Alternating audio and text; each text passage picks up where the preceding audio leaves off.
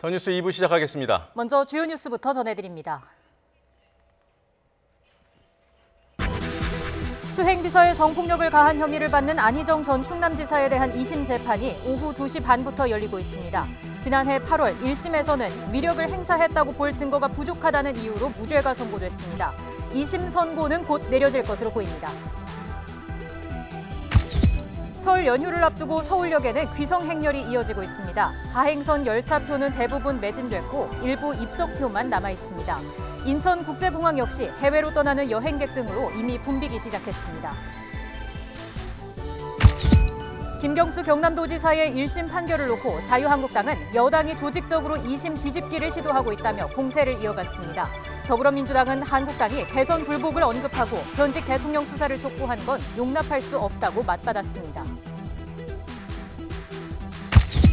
트럼프 미국 대통령이 2차 북미 정상회담 날짜와 장소를 북한과 합의했다며 다음 주 초에 발표하겠다고 밝혔습니다. 스티브 비건 미국 대북정책특별대표는 모레 한국을 방문해 한국, 북한과 북미 회담 관련 논의를 잇따라 합니다. 네, 지금 아래 속보 자막을 통해 여러분들 확인하고 계신 대로 안희정 전 지사의 성폭행 혐의 2심 판결 재판부는 안 전 지사의 진술 신빙성에 대해서 의문을 표하고 오히려 피해자 김 비서의 진술에는 일관성이 있다는 판단을 내리고 있습니다. 아직 판결 결과는 나오지 않았습니다. 잠시 뒤에 전해드리겠습니다. 설 연휴를 하루 앞둔 오늘 서울역은 서둘러 귀성길에 오른 인파로 북새통을 이루고 있습니다. 하행선 열차표는 대부분 매진됐고 일부 입석표만 남아있는 상태라고 합니다. 현장에 나가 있는 취재기자 연결합니다. 부장원 기자. 네, 서울역입니다. 네, 아직은 이른 오후입니다. 서울역 상황 어떻습니까? 오후 들면서 이곳 서울역의 귀성 행렬은 계속 늘고 있습니다. 직장인들의 퇴근 시간은 아직 많이 남았지만 매표소에는 고향에 내려가려는 사람들이 줄지어 서 있습니다. 주로 가족 단위 승객들이 많이 눈에 띄는데요. 선물 보따리를 든 가족들 얼굴에서 설렘이 느껴집니다. 현재 이곳 서울역에서 출발해 지방으로 내려가는 열차표는 대부분 매진된 상태입니다. 하행선을 기준으로 경부선은 85%, 호남선은 79%의 예매율을 보이고 있는데요. 일부 시민들이 아직 남아있는 입석표를 구매하기 위해 매표소를 찾으면서 대기줄은 계속 길어지고 있습니다. 코레일은 이번 설 연휴 기간 지난해보다 약 2% 늘어난 325만 명이 열차를 이용할 것으로 내다봤습니다. 아직 열차표를 구하지 못했다면 수시로 변하는 예매 상황을 주의 깊게 살펴보는 것이 좋습니다. 간혹 취소되는 표가 나올 수도 있는데요. 코레일 홈페이지나 스마트폰 애플리케이션을 통해서도 예매 상황을 실시간으로 확인할 수 있으니 참고하시기 바랍니다. 지금까지 서울역에서 YTN 부장원입니다. 네, 이번 설 연휴는 최장 5일까지 쉴 수 있는 황금 연휴라 할 수 있습니다. 이를 이용해 귀성 대신 해외로 여행을 떠나려는 사람들도 많습니다. 공항이 붐비고 있다고 합니다. 연휴 시작을 하루 앞둔 오늘 많은 이용객이 인천공항을 찾았습니다. 현장에 나가 있는 취재기자 연결합니다. 김우중 기자. 네, 인천국제공항입니다. 네, 여행객들이 많이 몰려들 오후 시간입니다. 현재 공항 상황 어떻습니까? 네, 제가 미리 와서 둘러봤는데 점심시간대까지는 다소 한산했던 모습입니다. 하지만 지금은 뒤에 보시는 것처럼 줄이 다 길게 늘어서 있는데요. 오후와 저녁 시간에 비행기를 이용할 이용객들로 다소 붐비기 시작했습니다. 선물꾸러미 대신 짐가방을 든 가족 단위 여행객이 눈에 띄는데요. 오늘 하루 이곳에서 해외로 떠나는 이용객은 무려 11만 명을 넘길 것으로 보입니다. 공항공사 측은 오늘부터 7일까지 인천공항을 이용하는 여행객이 142만 6천여 명에 달할 것으로 전망했습니다. 설 연휴 하루 평균 이용객 20만 명을 넘긴 건 이번이 처음입니다. 일요일인 오늘 3일 가장 많은 21만 3천 명이 인천공항을 찾을 것으로 예상됩니다. 네, 이용객들 몰리면서 출국장도 당연히 혼잡할 것 같습니다. 인천공항 측이 특별한 대책을 내놨습니까? 네, 그렇습니다. 특별 근무 인원 70여 명과 400여 명의 안전요원을 추가 배치했습니다. 출국에 걸리는 시간을 최소화하기 위해 제1여객 터미널 일부 출국장을 평소보다 빨리 개방할 예정입니다. 또 봉사단 등 현장 안내 요원이 이용객들을 각 출국장으로 분산해 불편을 줄인다는 방침입니다. 공항 측은 이용객 급증으로 출국장 체크인 카운터 대기열이 길 수 있으니 셀프 체크인과 자동 수화물 위탁 서비스 등을 적극 이용해달라고 주문했습니다. 최근 국내에 홍역이 유행하는 만큼 이용객들이 몰리는 지점을 중심으로 세정 작업을 강화하고 필요한 이용객들에겐 마스크와 손 세정제를 지급할 예정입니다. 또한 교통 서비스도 강화했는데요. 공항철도는 오늘 5일과 6일 막차 시간을 평소보다 1시간 25분 연장해서 새벽 1시 15분까지 운행합니다. 전세버스 30대를 추가 배치하고 연휴 기간 인천공항 제1터미널과 제2터미널 버스 매표소가 모두 24시간 운영됩니다. 또 주차장 부족 문제를 해소하기 위해 임시 주차 공간 8천여 곳이 더 마련됐습니다. 하지만 평소보다 많은 이용객이 몰릴 것으로 예측되는 만큼 대중교통을 이용하면 더 수월하게 이용할 것으로 보입니다. 지금까지 인천국제공항에서 YTN 김우준입니다. 우리 경제의 버팀목인 수출이 2달 연속 감소했습니다. 2년 3개월 만입니다. 수출의 20%가량을 차지하는 반도체 수출이 크게 줄었기 때문입니다. 연말부터 나온 어두운 수출 전망이 현실로 나타나고 있습니다. 홍성기 기자가 보도합니다. 지난달 무역 수지는 13억 4천만 달러 흑자로 84개월째 흑자 기조를 유지했습니다. 그러나 수출만 놓고 보면 지난달 수출액은 463억 5천만 달러로 1년 전에 비해 5.8%나 줄었습니다. 지난해 12월에 이어서 2달째 감소한 것으로 수출이 2개월 연속으로 줄어든 건 지난 2016년 10월 이후 2년 3개월 만입니다. 무엇보다 수출 주력 품목인 반도체 가격 하락이 수출을 끌어내렸습니다. 반도체 수출은 액수로만 보면 지난해 9월 124억 달러로 정점을 찍은 뒤 하락세를 거듭해 지난달에는 74억 달러까지 떨어졌습니다. 지난해 같은 기간보다는 무려 23%나 줄어든 수치입니다. 또 국제 유가가 떨어지면서 석유화학과 석유 제품 수출액이 줄어든 것도 전체 수출 감소에 영향을 미쳤습니다. 석유화학과 석유 제품은 전년 동기 대비 각각 5.3%, 4.8% 감소하였는데 이는 작년 10월부터 시작된 국제 유가의 급격한 하락에 따른 것입니다. 정부는 대외적으로 주요 수출국인 중국의 경기 둔화와 미중 무역 갈등 같은 통상 여건도 수출 감소에 영향을 줬다고 설명했습니다. 지난해 하반기부터 제기된 여러 가지 어두운 수출 전망이 그대로 현실화하는 모습입니다. 상대적으로 최근에 중국 성장률을 보면은 성장세가 좀 안 좋아질 것으로 예상이 되기 때문에 그런 것을 봤을 때 전반적으로 수출 경기가 더 악화될 가능성이 존재한다고 봅니다. 정부는 반도체 가격과 유가 회복이 예상되는 하반기에 수출이 개선될 것으로 보인다며 이번 달 안에 부처별 수출 대책을 모아 수출 활력 제고 방안을 내놓겠다고 밝혔습니다. YTN 홍성기입니다. 네, 업무상 위력을 이용해 수행비서에게 성폭력을 가한 혐의를 받는 안희정 전 충남지사의 2심 선고 판결이 조금 늦어지고 있습니다. 앞서 1심에서는 무죄가 선고됐죠. 오늘 2심 선고 어떻게 진행되고 있는지 취재기자 연결해서 알아보죠. 강희경 기자. 네, 서울고등법원입니다. 네, 지금 판결 요지 관련해서 속보가 들어오고 있습니다만 지금 어떻습니까? 지금 판결은 언제 나오는 거죠? 네, 오늘 오후 2시 반부터 서울고등법원에서 안희정 전 충남지사의 항소심 선고 공판이 진행되고 있습니다. 검찰이 기소할 때 공소장엔 10개의 범죄 사실이 적시됐는데요. 재판부는 이 범죄 사실 하나하나에 대해 따져보고 있습니다. 1심 재판부는 이 범죄 사실 중에 실제 업무상 위력이 행사된 것으로 보기 어렵고 피해자 김지은 씨 진술에도 신빙성이 없다고 판단했었는데요. 이에 반해 2심 재판부는 위력이 실제 행사됐고 피해자 진술도 충분히 신빙성이 있다고 판단하고 있습니다. 저항하지 못하는 피해자의 옷을 벗긴 건 업무상 위협이고 또 상황을 종합해봤을 때 피해자가 성관계를 동의한 것으로 보기도 어렵다고 판단했습니다. 김지은 씨가 성폭행을 당했다고 주장한 시점 직후에 식당을 알아본 것과 관련해서도 이는 수행비서의 업무일 뿐이라고 설명했는데요. 범행을 당한 직후 식당을 알아보거나 이모티콘을 보낸 것 등은 성폭력 피해자의 일반적 현상이 아니라고는 보기 어렵다고도 설명했습니다. 네. 자, 잠시 뒤면 결과가 나올 것 같은데요. 앞서 1심에서는 무죄였죠?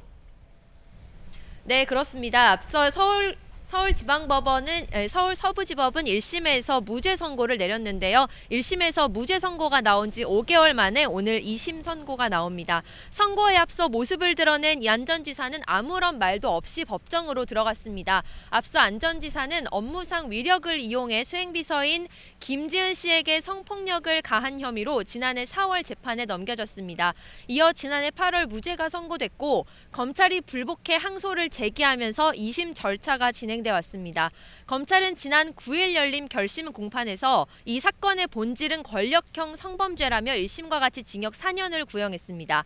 안 전 지사는 최후 진술에서 자신의 경험은 고소인 주장과 다르다며 혐의를 전면 부인했습니다. 오늘 선고에서 쟁점은 아까 말씀드렸던 것처럼 범행 전반에 있어서 안 전 지사의 업무상 위력 행사와 김지은 씨의 진술의 신빙성을 어디까지 받아들이는지에 있습니다. 또 검찰은 대법원이 성폭력 사건에서 피해자의 입장을 고려해야 한다는 성인지 감수성을 언급한 판례 등을 근거로 유죄를 주장하고 있는데요. 선고에 앞서 재판장이 이 부분을 직접 언급하기도 한 만큼 선고의 변수로 작용할 수도 있을 것 같습니다. 지금까지 서울고등법원에서 YTN 강희경입니다.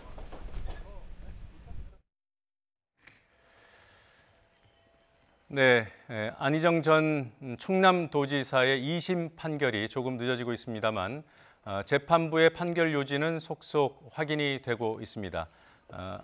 화면 하단에 나오는 자막 그대로 피해자 그러니까 성추행과 또 성폭행 피해를 당했다고 주장하는 김모 비서는 도지사의 보호나 감독을 받는 사람이다. 이게 재판부의 규정입니다.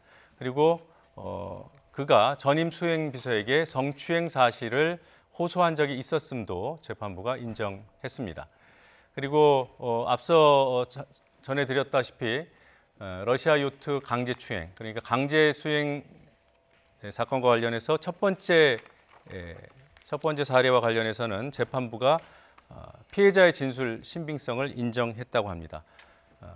잠시 전문가와 함께 얘기를 나눠보겠습니다. 자, 정태원 변호사님, 네네. 예, 지금 기다리시면서 또 자막 계속 다 보셨지 않습니까? 네, 그렇습니다. 예, 지금 재판부가 지금 밝히고 있는 내용들이 1심과 어떤 점에서 차이가 있습니까? 우선 그 성범죄에 있어서는 피해자의 진술의 신빙성이 제일 중요하고 예. 그 신빙성을 판단할 때에는 진술한 내용, 그다음에 네. 그런 그 이벤트가 있고 전후의 상황, 네. 또 행동, 두 사람 사이의 위치 그런 것을 종합적으로 판단을 해서 하거든요. 그래서 지금 그 최초에 이제 피감독자 간음으로 되어 있는 러시아에서의 이제 간음의 경우에 무죄 네. 이유 중에 하나가 뭔가 하면 그렇게 간음을 당했음에도 불구하고 예. 그날 그 안희정 전 지사가 좋아하는 순두부집을 찾아서 자기 혼자뿐만 아니라 직원들까지 동원을 해서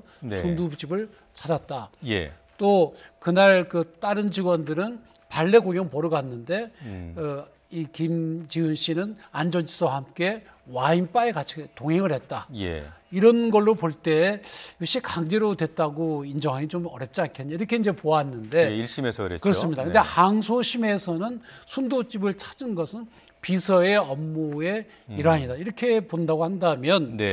아마 이쪽은 유죄로 볼 여지도 있는 것이 아닌가. 물론 결론을 더 그건 이제 들어봐서 지켜봐야 알겠지만은, 되는 일이니까요. 그 네. 점은 우선 차이가 나는 걸로 보입니다. 또한 예. 피해자의 진술에서도 아까 말씀드린 대로 예. 1심 재판부는 피해자 진술이 객관적인 상황하고 틀린 부분이 많기 때문에 네. 선뜻 믿을 수가 없다. 네. 이렇게 해서 배척을 했는데 지금 항소심 재판부는 피해자가 그 당시 당한 그런 걸로 볼 때 예. 성인지 감수성으로 판단해 볼 때 다소 객관적인 사실과 차이가 있다 하더라도 그것만으로 피해자의 진술을 배척할 수는 없고 네. 그 신빙성은 별도로 판단해야 된다. 막 이렇게 보고 있는 걸로 보입니다. 그래서 아마 지금까지 나온 걸로만 보면은 예.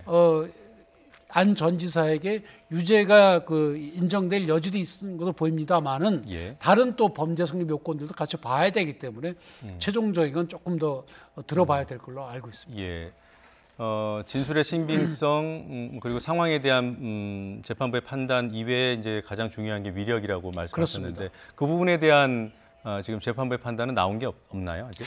그러니까 일단 위력이 존재한다는 것 자체는 원심 재판부도 인정을 네, 했습니다. 네. 도지사와 비서의 관계, 또 특히 대권 주자까지 나선 사람과의 관계이기 때문에 위력은 존재한다. 네. 다만 그 위력을 행사한 바가 없다. 예. 예를 들어서 그 평소에 뭐 그런 위력을 이용해서 상시적으로 뭔가 아주 고압적인 태도를 취한다든지 그런 것이 보이지 않는 한 위력 자체가 만으로는 행사할 한 것을 보기는 어렵다 이렇게 얘기를 했는데 네. 항소심의 경우에는 지금 얼핏 나오는 이야기가 이렇게 그 호텔에서의 그런 간음이 위력을 행사한 것으로 본 것이 아닌가 그렇게 추측이 되는데 좀 더 기다려 봐야 될 걸로 보입니다. 예, 알겠습니다. 자, 뭐 방대한 내용을 지금 설명을 하고 있기 때문에 그리고 또 혐의 하나하나에 대한 세세한 그 설명이 이루어지고 있는 것 같습니다. 판결은 4시가 좀 넘어야 나올 것이라는 현장 기자의 취재 내용입니다. 자, 판결 내용 나오는 대로 또 전해드리고 판결 요지와 관련된 핵심 사항들은 하단 자막으로 지금 보도가 되고 있습니다. 변호사님 오늘 말씀 잘 들었고요. 네. 고맙습니다. 네.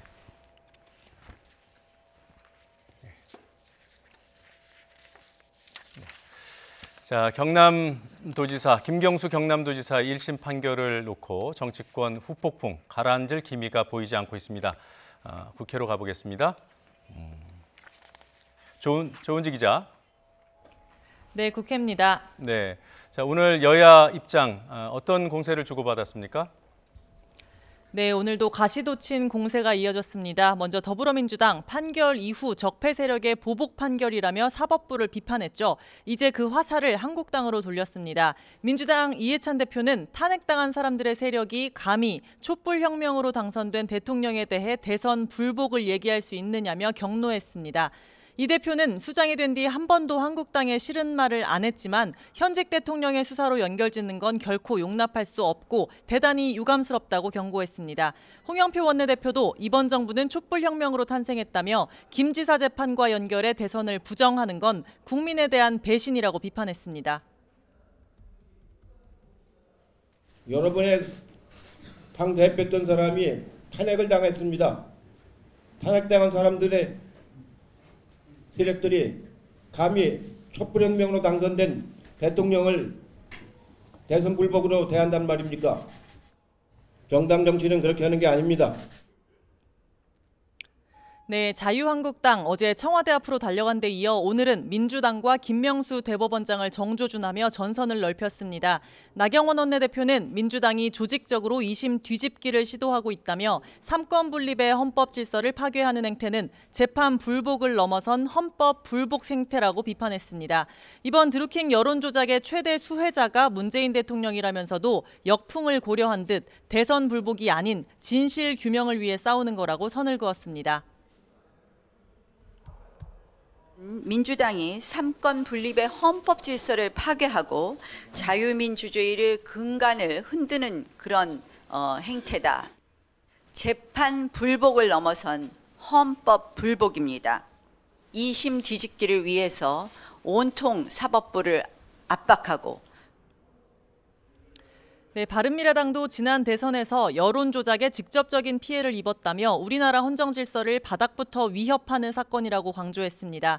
손학규 대표는 민주당이 사법불신을 선동하고 사법부를 적폐청산 대상인 양 공격하는 게 놀랍다며 판사의 탄핵을 운운하며 재판 불복을 말한 건 국가 운영을 책임진 집권 여당의 할 말이 아니라고 지적했습니다. 사법부의 판결을 부정하고 사법부를 마치 적폐 청산의 대상이냐 공격하고 있는 것입니다. 정치적으로만 잘못된 것이 아니라 헌법 질서를 부정하는 대단히 잘못된 일입니다. 네, 그리고 이런 가운데 여야는 이제 설 연휴를 앞두고 이른바 설 민심 잡기 행보에 나서지 않았습니까? 오늘 어떤 일정들이 있었습니까? 네, 귀성 인사를 위해 모두 기차역으로 갔습니다. 기차역으로 간 건 같았지만 포인트는 조금씩 달랐습니다. 먼저 여당인 민주당은 호남선 전라선의 출발역 용산역을 찾았습니다. 2019 평화 경제 새로운 100년이라는 제목의 4쪽짜리 홍보물이 돋보였는데 정부 주요 정책을 홍보하는 동시에 10대 허위 조작 정보라며 이른바 가짜뉴스들 해명도 촘촘히 담았습니다. 기해년 한 해 한반도 평화와 민생 경제에 전념해 다 함께 잘 사는 새로운 대한민국 100년을 위한 초석을 다지겠다고 신년 논평도 냈습니다. 반면 자유한국당은 경부선의 시발점인 서울역으로 당 지도부가 총출동했습니다. 오는 27일 전당대회를 앞두고 황교안 전 총리와 오세훈 전 시장, 안상수, 심재철 의원 등 당권 주자들도 함께했습니다. 위대한 국민, 다시 뛰는 대한민국이라는 어깨띠를 두른 한국당은 역시 4쪽짜리 홍보물에 여당 초권력 실세들의 사소한 일탈이란 제목으로 손혜원, 서영교 의원의 의혹을 집중 부각했습니다. 논평을 통해서도 문재인 정부 정권 3년 차 헌정 질서와 민주주의 파괴 행위를 일삼는 정부를 상대로 제1야당의 본분을 다하며 국민 행복의 불씨를 살리겠다고 했습니다. 민주당이 성과 홍보, 한국당이 대여 공세에 집중했다면 바른미래당은 선거제도 개혁 필요성을 전면에 내세웠습니다. 바른미래당은 서울 용산역에서 연동형 비례대표제 필요성을 알리는 푸드트럭 손다방을 열었고 9컷짜리 웹툰에 상세한 설명을 담아 나눠줬습니다. 대변인 논평으로는 최저임금 인상으로 자영업자와 서민, 청년들의 시름이 깊어간다면서 기해년에도 청년 일자리와 경제 활성화, 실질적 소득 증대를 위한 정책 역량을 집중하겠다고 약속했습니다. 지금까지 국회에서 YTN 조은지입니다. 다음 소식입니다. YTN이 어제 보도한 고교 여자축구부 감독의 폭언, 갑질 의혹과 관련해서 학생들은 감독님은 왕이었다고 말합니다. 폐쇄적인 합숙소 문화와 여자축구의 열악한 인프라 등이 복합적으로 작용한 것으로 보입니다. 박광열 기자가 취재했습니다. 경기도의 한 고교 여자축구부원들이 머물렀던 합숙소입니다. 굳게 잠긴 문틈으로 사감실 3글자가 뚜렷합니다. 선수 기용은 물론 훈련과 생활지도까지 전권을 쥔 감독은 왕과 같았습니다. 숙소에서 감독님이 거의 왕이어가지고 왕처럼 다 대해서 감독님이 옆에 있으면 그냥 눈치 보게 되고 뭘 하든 눈치 보고 막 이제 욕먹기 싫어서. 열악한 인프라도 갑질을 부추겼습니다. 지난 2017년 말 기준으로 고교 여자축구부는 겨우 17곳에 불과합니다. 축구를 그만둘 각오를 하지 않고서는 감독에게 항명하는 건 꿈도 꿀 수 없습니다. 급기야 한 학생은 정신과 진료까지 받아야 했습니다. 6명 정도 그냥 축구 그만두자고 이것만 했어요. 그냥 못 덤비니까. 애들 다 뛰기 지금 나가서 뛰기 전에 대답 빨리 하라고 이렇게 계속 협박을 하는 거예요. A 감독은 지난해 8월 갑자기 팀을 떠났습니다. 전국 대회를 한 달도 채 남기지 않은 시점이었습니다. 제발 이것만 좀 운영해달라. 뭐 뛰지를 않고 그러면 아이들한테도 타격이 커요. 그래서 제가 제발 좀 그렇게만 해달라 그랬는데도 본인이 사표를 냈고요. 2019년부터는 지원금이 전혀 없고 이러다 보니까 1, 2학년은 전학을 선택했고 감독 눈밖에 난 3학년생들은 9명으로 겨우 팀을 꾸려 대회에 출전했습니다. 실수하면 막 뭐라 하고 욕하니까 제대로 하지도 못했거든요. 그래서 마지막 대회 때라도 제가 할 수 있는 만큼 다 실력 발휘해보고 그렇게 끝내고 싶었어요. 결국 축구부는 해체됐고 선수들은 뿔뿔이 흩어졌습니다. 감독은 YTN 취재가 시작되자 뒤늦게 일부 갑질과 가혹행위를 인정했습니다. 그 당시에 그거는 몰랐잖아요. 애들이 그렇게 느끼는지 몰랐고 저는 애들한테 최선을 다해서 열심히 가르쳤다고 생각을 했고 부모님 못지않게 근데 내 방식이 그게 잘못됐다라는 거 기자님 통해서 제가 알게 된 거잖아요. 폭행과 공갈, 학대 혐의로 A 감독을 경찰에 고소한 선수 측은 대한체육회 스포츠인권센터에도 신고했습니다. 대한체육회는 경찰 수사와 별도로 A 감독의 제재 여부 등을 논의할 예정입니다. YTN 박광열입니다. 체육계 성폭력 현황을 파악하고 개선 대책을 마련하기 위한 스포츠인권특별조사단이 오는 25일에 출범합니다. 국가인권위원회는 외부 전문가를 단장으로 문화체육관광부와 여성가족부 공무원을 포함해 17명 규모의 특별조사단을 꾸리기로 했다고 밝혔습니다. 또 특별조사단 준비 TF팀을 설치해 구체적인 조사 범위와 형식 등 업무 계획을 확정하고 오는 25일부터 활동을 시작할 예정이라고 설명했습니다. 앞서 어제 최영애 국가인권위원장은 스포츠 인권침해 피해자 단체와 간담회를 열고 향후 특별조사단 활동에 협조를 당부했습니다. 트럼프 미 대통령이 2차 북미 정상회담의 날짜와 장소를 다음 주 초에 발표하겠다고 밝혔습니다. 정상회담 준비를 위한 북미 실무 협상도 급물살을 타고 있습니다. 워싱턴에서 김희준 특파원이 보도합니다. 트럼프 대통령이 북한과 2차 정상회담의 날짜와 장소에 합의했다며 다음 주 초 발표를 예고했습니다. Yes, I do. Yeah, we're going to very soon. We're going to announce it pretty soon. We'll be announcing it early next week. 그 장소는 대부분 알고 있을 것이라고 말해 유력하게 거론돼 온 베트남일 가능성을 시사했습니다. Going to a certain location. I think most of you know where the location is. I don't think it's any great secret. The end of February. 앞서 폼페이오 국무장관도 트럼프, 김정은 두 정상의 회동이 2월 말 아시아에서 열릴 거라며 이미 준비팀을 파견했다고 밝힌 바 있습니다. 2차 북미 정상회담의 공식 발표가 임박한 가운데 준비 실무 협상도 속도를 내고 있습니다. 스티븐 비건 국무부 대북정책특별대표는 오는 3일 서울을 방문해 남북과 연쇄 회동합니다. 국무부는 비건 대표가 북측과 최종적이고 완전히 검증된 비핵화를 진전시킬 후속 조치들을 논의한다고 밝혔습니다. 비건 대표는 새로운 상대역인 김혁철 전 스페인 북한 대사와 판문점에서 만나 정상회담의 의제와 세부 계획을 본격 조율할 것으로 보입니다. 예정대로라면 2차 북미 정상회담까지 한 달도 채 남지 않았습니다. 북미가 영변 핵시설 폐기와 상응 조치 교환에 집중하는 것으로 알려진 가운데 얼마나 구체적이고 진전된 타협점을 찾을지 주목됩니다. 워싱턴에서 YTN 김유진입니다. 도널드 트럼프 미국 대통령과 김정은 북한 국무위원장의 2차 정상회담 장소가 베트남 다낭이 될 것으로 보인다고 CNN 방송이 보도했습니다. CNN의 윌 리플리 기자는 현지 시간 1일 자신의 트위터에 정부 고위관리와 또 다른 소식통을 인용해서 다낭에서 북미 정상회담을 개최한다는 것이 현재의 계획이며 이 계획이 마무리 단계에 있다고 전했습니다. AP와 교도통신은 트럼프 대통령이 2차 정상회담 시기와 장소를 현지 시간 오는 5일에 예정된 새해 국정연설에서 발표할 가능성이 있다고 전했습니다.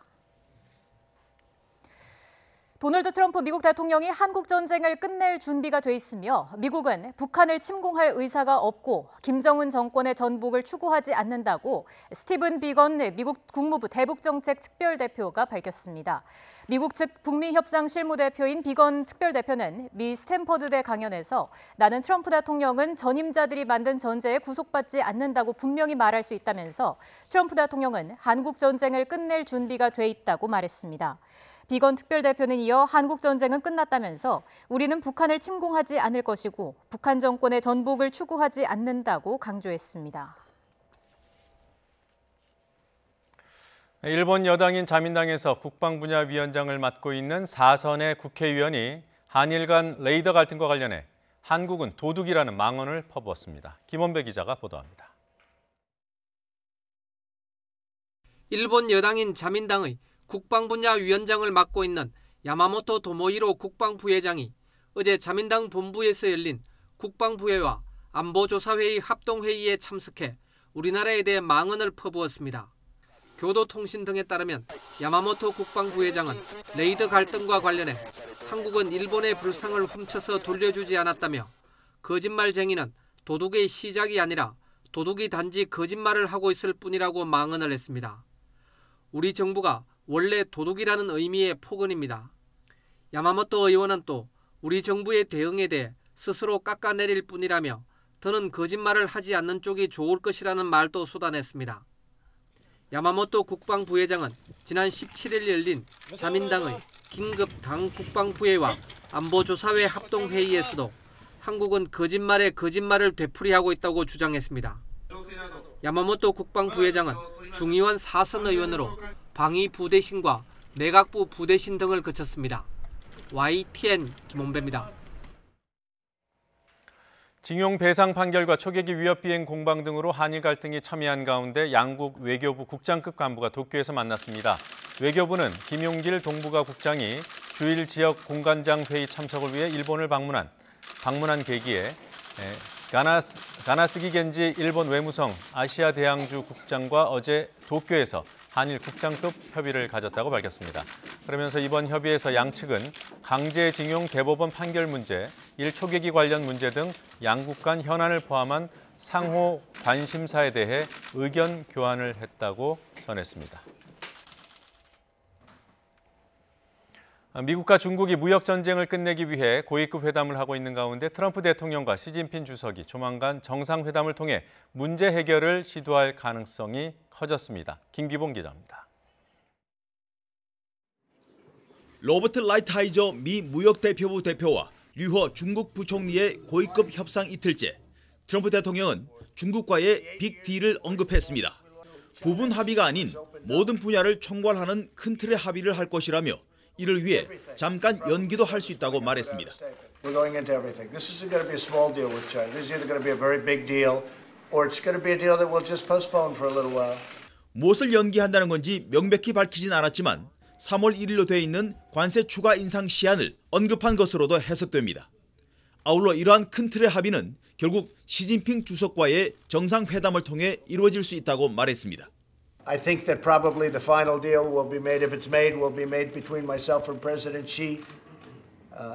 But we're certainly talking about theft. We're talking about every aspect of trade. 트럼프 대통령은 트윗을 통해서도 조만간 내 친구 시 주석과 만나 합의할 때까지 최종 협상은 이루어지지 않을 것이라고도 말했습니다.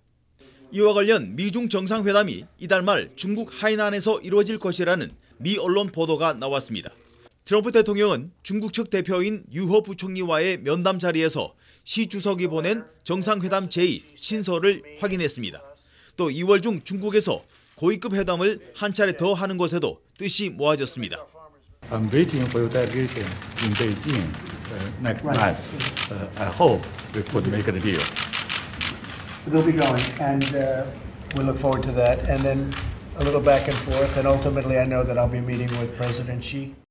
결국 미중 무역 전쟁의 해법을 또 한 차례의 정상회담에 의지할 가능성이 커졌지만 막대한 규모의 첨예한 이익이 걸려있는 문제가 완전히 해소될 수 있을지는 여전히 의문입니다. LA에서 YTN 김기봉입니다. 네, 안희정 전 충남도지사가 법정 구속됐습니다. 3년 6개월의 실형이 선고됐습니다. 업무상 위력을 이용해 수행비서를 성폭행했다는 혐의 대부분이 항소심 재판부에 의해 인정됐습니다. 전문가와 함께 얘기 나눠보겠습니다. 네, 변호사님 세 번째 뵙습니다. 예. 자, 지금 판결 보셨는데요. 네. 사실 뭐 예상하기 힘들었던 결과라고 하더군요. 그렇습니다. 대개 이제 그 1심에서 이제 무죄가 나는 경우에 2심에서 뒤바뀌는 경우는 상당히 적습니다. 특히 예. 새로운 증거가 나오거나 그렇지 않는 한 상당히 그 숫자 적은데 이번의 경우에 이제 뒤집혀졌고 사실은 오늘 이게 선고했기 때문에 저희 사무실 변호사님들과 같이 토론을 한번 해봤는데 예. 5대 1로 무죄였습니다. 아, 무죄 의견이 많았군요. 예, 한 네. 분은 이건 유죄다. 네. 왜 그런가 하면 도지사와 비서와의 관계고 가사 김지은 씨가 어떤 정치적인 욕심이 있어서 또 안 전 지사에 접근했다 하더라도 네. 그렇다고 하면 더더군다나 안 전 지사 입장에서는 김지은 씨에 대해서 위력을 행사할 수 있는 것이 아니냐. 유죄다. 그런 의견을 내주셨는데 네. 오늘 그 항소심에서는 결국 피해자 김지은 씨의 진술이 진실이다. 네. 특히 이제 원심에서는 김지은 씨 진술이 앞뒤가 잘 맞지 않다. 또 예. 객관적인 사실 안 맞는 부분이 있기 때문에 네. 믿을 수가 없다. 그래서 네. 무죄를 했는데 네. 여러 차례 이제 그 재판부에서 성인지 감수성, 즉 네. 성폭행 피해를 입은 당사자의 경우에는 그런 당혹감이나 분노, 수치심, 불안 그런 것 때문에 앞뒤 말이 안 맞을 수 있는데 그걸 감안해서 그 진술이 진실이냐 아닌지를 파악을 해야지 소소한 부분에 신경을 써서 틀리다고 해서는 안 된다 이렇게 본 것으로서 네. 이 사건의 경우에는 김지은 씨의 진술이 믿을 수가 있다. 네. 그리고 오히려 안희정 전 지사의 경우에는 진술이 왔다 갔다 한다. 특히 이제 그 1심에서는 피고인 신문을 안 했습니다. 그래서 사실은 이제 처음이 이제 2017년 3월 5일 날 예. 3월 5일 날 2018년도. 예, 네. 그 김지은 씨가 TV를 통해서 이제 이 사건을 폭로를 했을 때 안 전 지사는 비서실이 발표하긴 합의해온 거다 그랬더니 안 전 지사 합의해온 건 아니다 이렇게 했다가 재판 과정에서는 또 합의해온 것이라고 주장을 그랬죠. 했거든요. 네. 그래서 아마 이렇게 진술이 번복된 것이 네. 아마 피고인 신문에서도 나왔을 걸로 보입니다. 물론 항소심은 당시 프라이버시 보호 때문에 비공개로 예. 진행이 됐는데 네. 아마도 피고인 신문 사항조의 검사들이 앞뒤가 맞지 않는 부분에 추궁을 했을 것이고 네. 법원도 볼 때 지금 안 전 지사는 진실을 말하고 있지 않다. 근데 오히려 김진 씨의 경우에는 본인이 당한 그런 그 성인지 감수성적인 문제 때문에 좀 다소 맞지 않는 부분이 있지만 전체적으로는 진실을 말하고 있다. 그렇다고 한다면 안 전 지사에 대해서는 마땅히 형사처벌이 가능하다. 이렇게 본 걸로 보입니다. 예, 혐의가 한 10개였던가요? 그렇습니다. 네, 10개 중에 4번이 이제 업무상 위력을 이용해서 간업을 했다는 것이고 네. 6번은 이제 추행인데 특히 이제 그 6번 중에 5번은 강제 추행, 한 네. 번은 이제 위력을 행사한 추행이라서 네. 죄명은 다릅니다만 기본적으로는 추행으로 다 인정을 할 수가 있는 거고요. 네. 지금 이제 원심에서는 각 추행의 경우에도 전부 진술을 믿을 수가 없다. 객관적 증거가 부족하다. 네. 그렇게 해서 다 이제 배척을 했는데 지금 아마 항소심에서는 그 도지사 집무실에서의 집무실에서, 그것만 빼놓고 나머지는 다 그 김지은 씨의 진술이 맞다. 네. 따라서 그렇다고 한다면 강제추행도 인정이 된다. 그렇게 본 걸로 보입니다. 특히 네. 강제추행 같은 경우는 우리 형법상 10년 이하의 징역이거든요. 네. 또 위력에 의한 간음 같은 경우도 5년 이하의 징역이고 따라서 이 10개 중에서 아마 몇 개가 무죄가 났는지는 정확하게 하는데 적어도 대부분이 뭐 유죄라고 한다면 예, 네. 법정 구속은 피할 수 없는 것으로 보입니다. 예, 따라서 그래서 이제 법정 구속 그렇습니다. 판결이 나온 거군요. 그렇습니다. 네. 이 과정에서 사실 피해자 혼자만의 진술을 재판부가 본 것 같지는 않고요. 그 그렇습니다. 전임 비서, 그 전임 비서의 진술도 일관되다고 그렇게 판단을 그렇습니다. 했는 거예요. 네. 결국 이제 이런 사건이 생기게 되면 더더군다나 안 전 지사가 정치인이기 때문에 예. 결국 둘로 갈라지게 되거든요. 안 전 지사 지지자들의 경우에는 어떻게 해서든지 유리한 이야기, 안 지사에게 유리한 얘기를 하려고 할 것이고 또 한편 그 김지은 씨 쪽에서는 김지은 씨의 말이 맞다는 그런 진술을 할 수밖에 없는데 네. 사실상 그 역학관계에 있어서는 김지은 씨 쪽이 어렵죠. 그렇죠. 예, 그런 점에서 이제 객관적인 참고인들 또는 증인들의 진술이 중요한데 이제 원심에서는 주로 그 안전지사 쪽에 증인들이 나와 증언을 했죠. 네. 그래서 일반적으로 다 김지은 씨가 오히려 이상한 사람이다. 마누라 비서라는 얘기까지도 들었다. 네. 그래서 어떤 그 연정을 품었다가 그게 안 되니까 이렇게 하는 것이다. 그런 식으로 이제 네. 됐는데 지금 항소심에서도 증인이 나왔는데 이 항소심 증인들의 증언은 전부 비공개로 진행이 됐습니다. 네.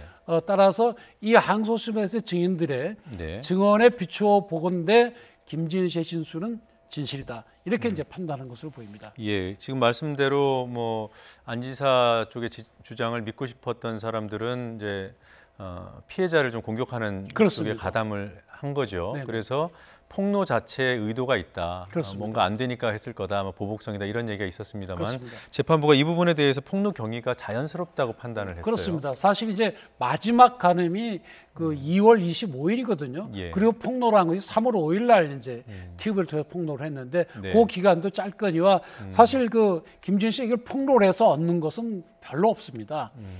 뭐 본인이 그 안전지사의 경성 캠프에서 일하다가 6급 별정직 공무원으로 채용이 됐고 예. 그동안에 이제 뭐 몇 달 동안 근무를 했죠. 네. 그런데 자기가 특별히 기대할 것도 없고 또 폭로를 해서 얻을 것도 없지만 본인은 더 이상 이제는 못 참겠다 해서 이제 폭로를 한 거거든요. 예. 그렇다고 한다면 어떤 정치적인 목적이 있다고 보기도 어렵고 무슨 뭐 돈을 요구한 것도 아니고 예. 더더군다나 아직도 지금 혼자 사는 여성분의 입장에서 이런 피해를 입었다는 것을 온 국민 앞에서 공개하는 건 쉬운 일이 아니거든요. 예. 그런데도 그 공개한 것을 보면 이 공개 경위 자체를 보더라도 어떤 정치적인 목적이나 금전적인 목적이라고 보기는 어렵기 때문에 네. 그 진술은 우리가 믿을 수 있다. 이렇게 본 겁니다. 예.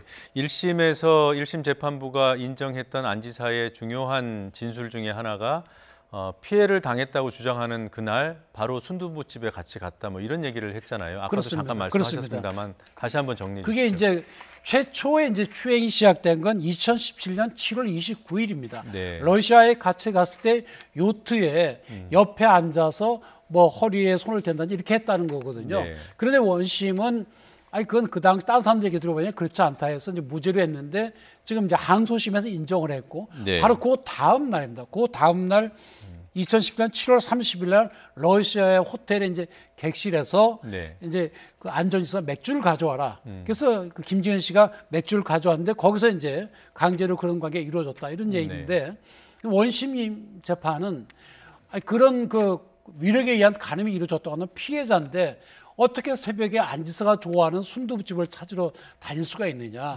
그래서 그런 걸로 볼 때 맞지 않다 그랬는데 지금 항소심 재판부는 그거는 비서의 업무다. 김지현 씨가 비서 업무를 포기하지 않는 한 그걸 할 수밖에 없는 것이지. 그것이 마치 무슨 안지사에 대한 호감의 표시라든지 또는 그날 새벽에 있었던 행위가 동의에 의한 것이라고 볼 수는 없는 것이다. 그렇게 본 것이고 이거는 그동안에 또 김지현 씨 쪽에서 일관되게 주장을 해온 이야기이기도 합니다. 네.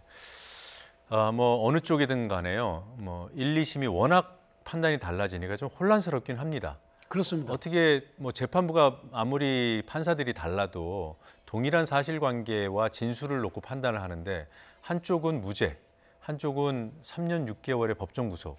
어떻게 이해해야 됩니까? 그러니까 사실 이제 성 관련 범죄의 경우는 이 피해자의 진술 또 가해자의 진술 이 두 가지 외에 다른 것들은 큰 작용을 못하는 경우들이 많습니다. 그래서 이제 어느 쪽 말이 진실인지를 재판부가 잘 판단을 해야 되는 건데 항상 고민이 되는 겁니다. 그런데 이제 항소심과 1심의 제일 큰 차이는 피해자 진술이 좀 다소 안 맞는 부분이 있는데 그 부분에 대한 이해를 달리한 겁니다. 항소심 재판부는 아니 그런 피해를 당했으면 그걸 정확하게 진술을 하고 정확하게 하는 건 오히려 이상한 것이다.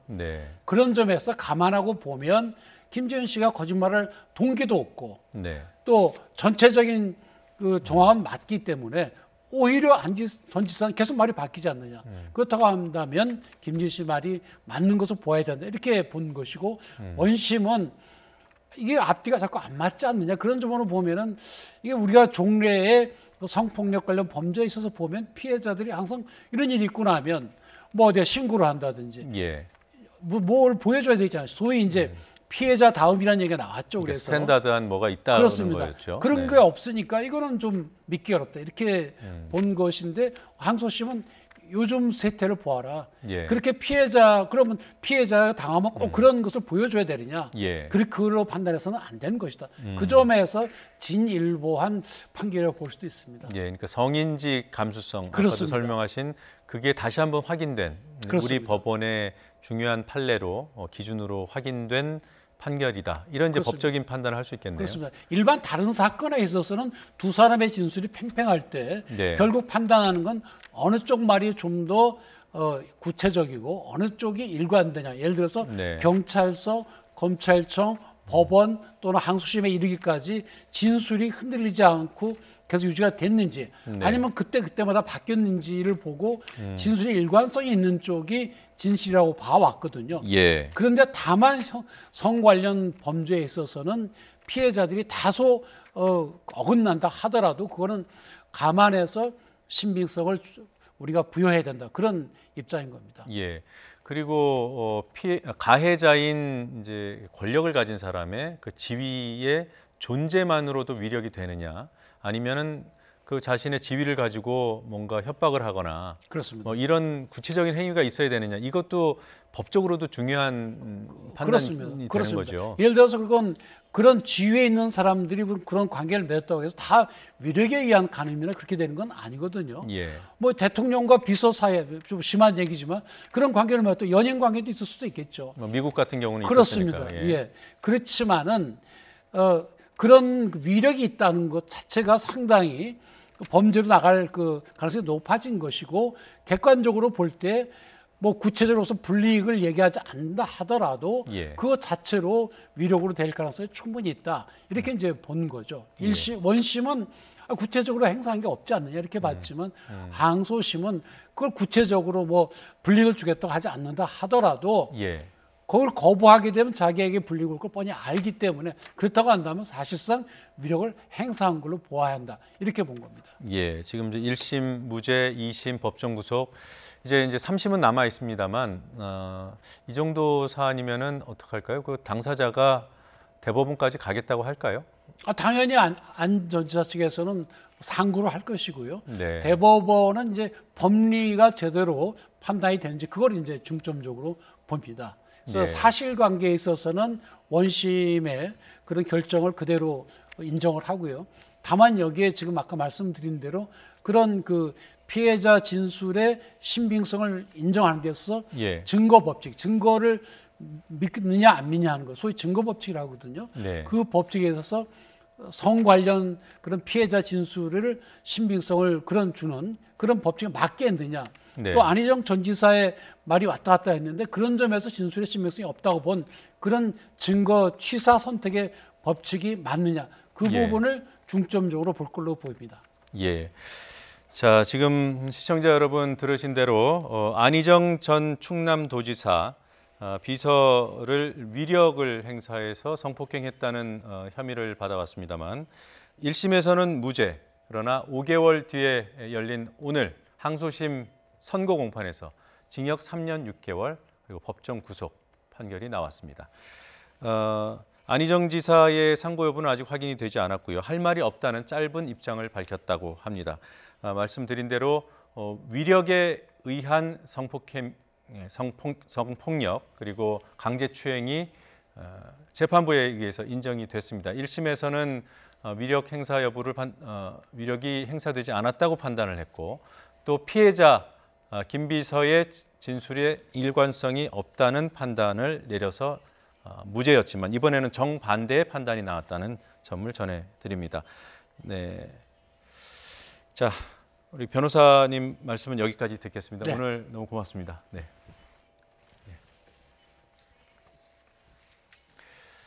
네, 이번에는 현장 기자 연결해서 그곳 상황을 좀 더 상세히 알아보도록 하죠. 현장에 강희경 기자 준비하고 있습니다. 자, 강희경 기자. 네, 서울고등법원입니다. 네, 2심 선고 내용 저희가 전해드렸습니다만 다시 한번 정리해 주십시오.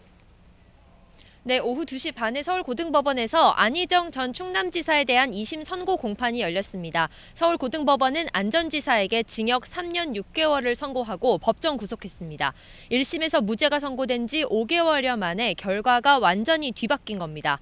검찰이 기소할 때 공소장에는 10개의 범죄 사실이 적시됐는데요. 1심에서 모두 무죄로 판단됐지만 2심에서는 9개의 범죄 사실이 유죄로 인정됐습니다. 재판부는 안 전 지사가 현직 도지사이자 유력한 대권 주자로서 감독을 받는 피해자를 업무상 위력으로 가늠하는 등 성적 자기 결정권을 상당히 침해했다고 밝혔습니다. 그런데도 안 전 지사는 호감에 의한 것이고 도의적, 정치적, 법적 책임을 질 필요가 없다며 범행을 부인했고 피해자로부터 용서받지도 못했다고 양형 이유를 설명했습니다.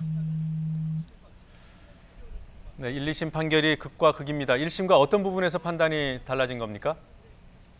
네, 앞서 1심 재판부는 안 전 지사의 10가지 범죄 사실들에 대해 실제 업무상 위력이 행사된 것으로 보기 어렵고 피해자 김지은 씨의 진술에도 신빙성이 없다고 판단했는데요. 2심 재판부는 위력이 실제 행사됐고 피해자 진술도 충분히 신빙성이 있다고 판단했습니다. 저항하지 못하는 피해자의 옷을 벗긴 건 업무상 위협이고 또 상황을 종합해 봤을 때 피해자가 성관계를 동의한 것으로 보기도 어렵다고 판단했습니다. 김지은 씨가 성폭행을 당했다고 주장한 시점 직후에 식당을 알아본 것과 관련해서도 이는 수행비서의 업무일 뿐이라고 설명했는데요.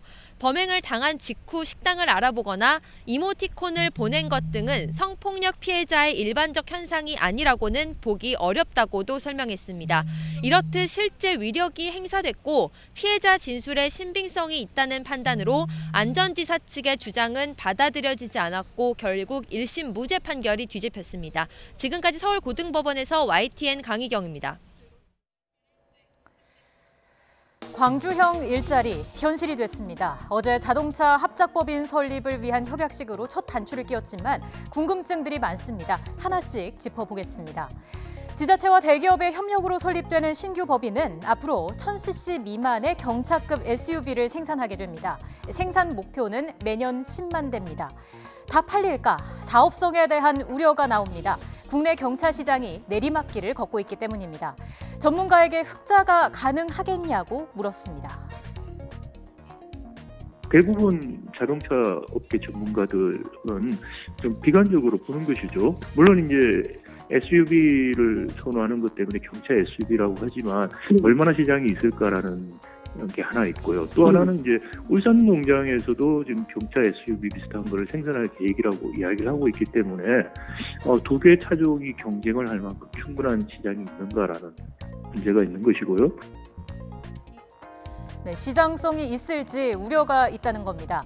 사업비 조달도 쉬운 일이 아닙니다. 7천억 원 중 4천억 원 이상을 은행에서 빌리더라도 자기 자본금이 2,800억 원입니다.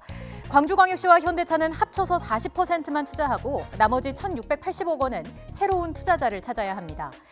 임금에 대한 우려는 조금 복잡합니다. 광주형 일자리의 초임 연봉은 3,500만 원, 현대차 등 완성차 5개사의 평균 연봉과 비교할 때 거의 3분의 1 수준이라지만 기준 자체가 다릅니다.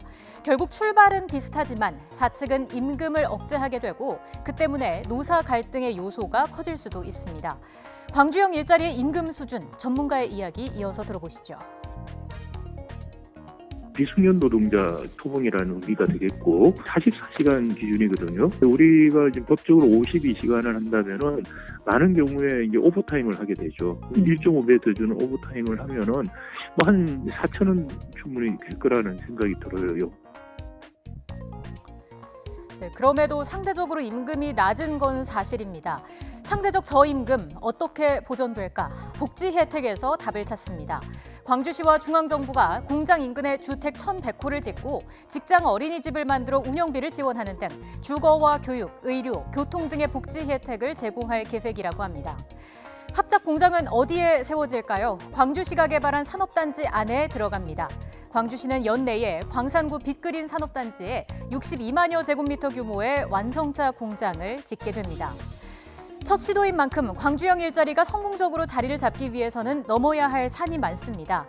노사의 대화와 정부의 정책적 지원이 뒷받침돼야 하겠지만 조기에 사업성을 입증해야 하는 부담이 클 것으로 보입니다. 다음 소식입니다. 정부와 국회는 이달에 탄력근로제 단위기간 확대와 최저임금 결정체계 개편을 위한 법 개정에 나설 예정입니다. 하지만 민주노총이 총파업을 예고하는 등 노동계가 강하게 반발하고 있어 2월이 이번 달이 노정관계의 분수령이 될 것으로 보입니다. 김장하 기자입니다. 사회적 대화 기구인 경제사회노동위원회가 다루고 있는 주요 노동 현안은 탄력근로제 단위기간 확대와 ILO 핵심 협약 비준을 위한 노사관계제도 개선입니다. 애초 탄력근로제 단위기간 확대는 국회 입법 일정을 고려해 지난달 말까지 결론을 낼 예정이었습니다. 1월 말까지 의미 있는 결론을 도출하도록 최대한 노력하겠습니다. 하지만 민주노총의 경사노의 참여가 무산된 데다 한국노총은 경영계 공익위원이 파업 중 대체근로 허용 등 일방적인 권고안을 내놓았다며 경고성 불참을 통보했습니다. 이 때문에 탄력근로 확대와 노사관계제도 개선 논의가 완전히 중단된 상태입니다. 경사노위는 설 연휴가 끝나면 다시 논의를 이어갈 방침이지만 합의를 이룰지는 여전히 불투명합니다. 정부가 추진 중인 최저임금 결정체계 이완화도 의견 수렴이 미진한 상태입니다. 노동계는 정부가 마련한 토론회에 한 번도 참석하지 않았습니다. 노동 현안에 대한 사회적 대화가 지지부진하자 여당은 압박의 강도를 높이고 있습니다. 이달 말까지 경제사회노사정위원회에서 탄력근로제를 포함한 노동 현안들에 대해서 합의가 도출되지 않으면 국회에서 2월에는 이것을 반드시 처리해야 합니다. 민주노총은 정부와 국회가 법안 처리를 강행하면 총파업, 총력투쟁에 나서겠다고 밝혔습니다. 지금 현재 당면에 있는 2월 국회에 대비한 총파업 총력투쟁의 준비를 또 집중적으로 좀 해나가겠다라고 하는 의지를 다시 한번 말씀드리면서 노동계와 정부 여당이 쉽게 물러서지 않을 것으로 보여 이달이 노정관계의 최대 고비가 될 전망입니다. YTN 김장하입니다. 민주노총은 정부가 탄력근로제 단위 기간 확대 등을 포함한 노동 현안 처리를 강행하면 이달 말에 총파업에 나설 것이라고 밝혔습니다. 민주노총은 오늘 국회 정문 앞에서 기자회견을 열어 2월 국회에서 노동자의 요구와 절규를 끝내 무시한다면 민주노총은 조직이 가진 모든 역량을 다해 총파업 총력투쟁으로 맞서겠다고 경고했습니다.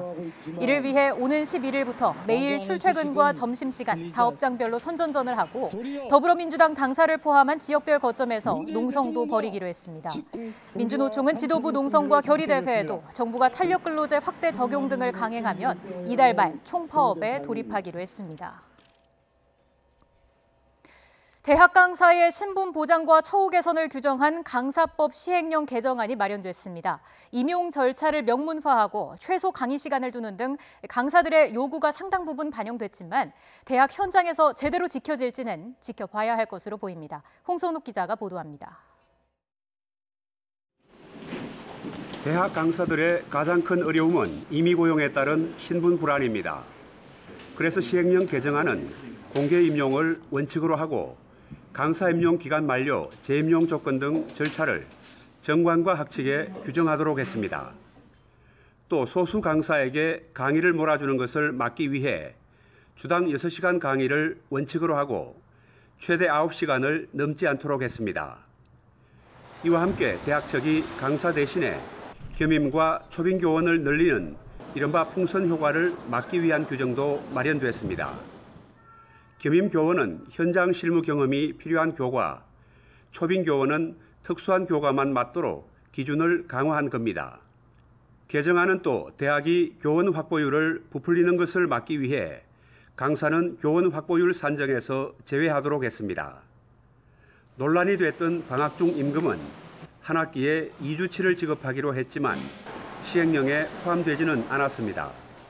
방학 기간이 얼마 동안인지에 대해서 규정하고 있지 못하고 있는 점은 한계이다. 금액에 대해서는 임용 계약으로 정할 수 있다 하더라도 기간에 대해서는 분명한 기준점을 교육 제시해야 한다. 그렇지 않을 경우 법률적 다툼으로 비화할 가능성이 크다. 또 건강보험 직장 가입자 자격은 1개월 근로시간 60시간 미만으로 기준에 미달해 제외됐습니다. 비정규직 교수 노조는 일부 대학들이 비용을 줄이기 위해 전임이나 기타 교원에게 강의를 더 배정하고 강사 강의를 줄일 수 있다고 우려했습니다. 올해 강사 처우 개선을 위해 확보된 추가 예산이 288억 원으로 절대 부족해 대학들이 실제 시행령을 지키기 쉽지 않다는 점을 이유로 들었습니다. 시행령 개정안은 입법 예고 등을 거친 뒤 오는 8월 강사법과 함께 시행됩니다. YTN 황순욱입니다. 출근과 업무, 야근과 퇴근, 직장인에게는 참 평범한 일상이죠. 하지만 2006년 부당해고를 당한 KTX 승무원 김승하 씨에게는 출근이라는 단어가 참 멀게만 느껴졌습니다. 긴 터널을 지나 되찾은 12년 만의 출근과 일상, 영상 리포트로 만나보겠습니다. 코레를 상대로 정규직 전환을 요구하며 파업을 하다 해고된 승무원 180명이 정규직으로 복직합니다. 지난 2006년 5월 해고 이후 12년 만입니다.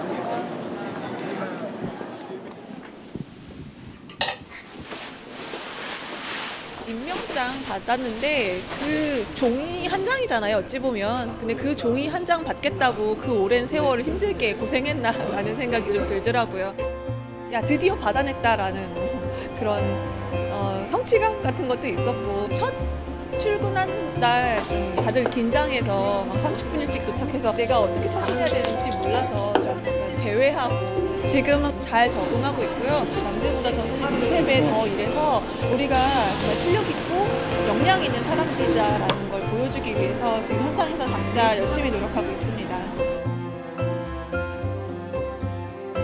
저희 12년 동안의 싸움이 정말 부당해고 그리고 취업 사기에서 맞서서 이제 겨우 돌아왔고 이제 한 걸음 시작했다고 보는데요. 지금 저희가 이렇게 복직을 한 게 일자리를 뺏은 것이 아니라 제2의 KTX 해고 승무원 사태, 또 제2의 쌍용차 해고자 사태 이런 것들을 방지하는 그런 한 걸음이었다고 생각을 합니다. 얼마 얼마 전에 뭐 오송이나 강릉 사고에도 불구하고 승무원은 여전히 안전 담당이 아닙니다. 승무원이 안전 담당을 제대로 하지 못하고 안전 교육도 제대로 받지 못하고 있는 이런 현 상황을 바꿔내기 위해서 굉장히 노력을 해야 된다고 생각을 합니다. 네, 지금은 영무원으로서의 환경에 집중해서 일을 배우곤 있지만 저희가 처음 목표했던 안전을 담당하는 KTX 승무원으로 돌아갈 때까지 열심히 노력할 생각입니다.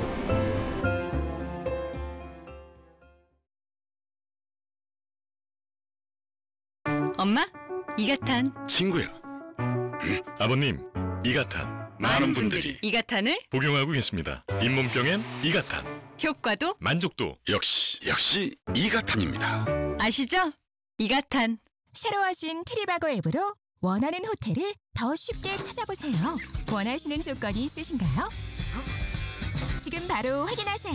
호텔 가격 비교 트리바고 앱으로 스마트하게 호텔 트리바고. 나는 그룹웨어입니다. 하지만 당신이 알던 그룹웨어는 다릅니다. 기업의 모든 정보가 모여 연결되고 모든 구성원의 소통을 원활하게 하며 언제 어디서나 협업하도록 돕습니다. 나로부터 기업은 업무 효율을 통한 기업 잠재력 극대화를 경험할 것입니다. 도전이기에 가능한 그룹웨어 비즈박스 알파입니다. 도전과 상의하세요. 도전.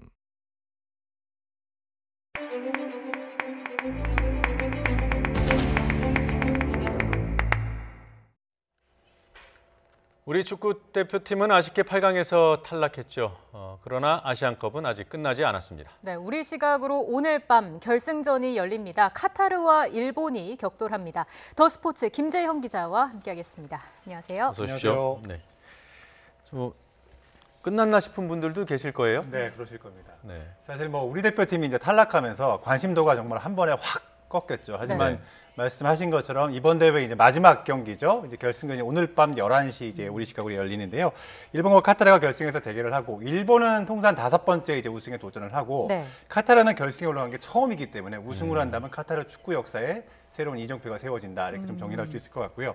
두 팀이 아주 색깔이 분명한 축구를 하고 있기 때문에 네. 굉장히 보신다면 예. 재밌는 경기가 예상이 되고 있습니다. 어떤 색깔이 있는 거죠? 일단은 일본은 기존에 이제 패스 중심의 축구였는데 이번에는 굉장히 실리적으로 임하고 있어요. 그러니까 체력을 많이 쓰지 않으면서 수비에 무게 중심을 두고 역습을 통해 네. 골을 넣는 그리고 잠가버리는 이런 스타일이고 카타르는 이제 개인기와 조직력을 좀 앞세운 팀이기 때문에 두 팀의 색깔이 좀 분명하다고 할 수 있거든요. 그렇기 때문에 예. 일본의 어떤 패스 중심의 수비 축구냐 아니면은 개인기와 조직력이 있는 카타르의 어떤 상승세 이 부분을 네. 지켜보시면 재미있는 관전 포인트가 될 겁니다. 저는 경기 볼 생각은 별로 없고 결과는 네. 궁금합니다. 누가 이기겠습니까? 저한테 지금 보셨으니까 저한테 고르라고 한다면 저는 카타르를 꼽고 싶습니다. 어떤 일본과의 어떤 우리와의 어떤 그런 관계를 떠나서 네. 카타르가 이번 대회 보여주는 경기력이 굉장히 지금 인상적인데요. 4강까지 6경기에서 16골을 넣어서 최다 득점이고요. 실점이 유일하게 한 골도 내주지 않았습니다. 네. 그런 면에서는 카타르가 굉장히 좋은 경기력을 보여주고 있다고 하고 네. 무엇보다 우승 후보 한국을 꺾지 않았습니까? 그런 예. 면에서 좀 우승의 가능성이 있다고 할 수 있고요. 재밌는 건 이전 세계 대회에서 토너먼트에서 우리나라를 꺾은 팀은 모두 우승을 했습니다. 아, 그래요? 이라크가 우승을 했고요, 일본이 우승을 했고요, 또 지난 대회에서 호주가 우리를 꺾고 이제 우승을 했기 때문에 예. 카타르가 우리를 꺾었기 때문에 이른바 한국 징크스가 이번에도 재현이 될지 지켜보는 것도 좀 재밌을 것 같고요. 네.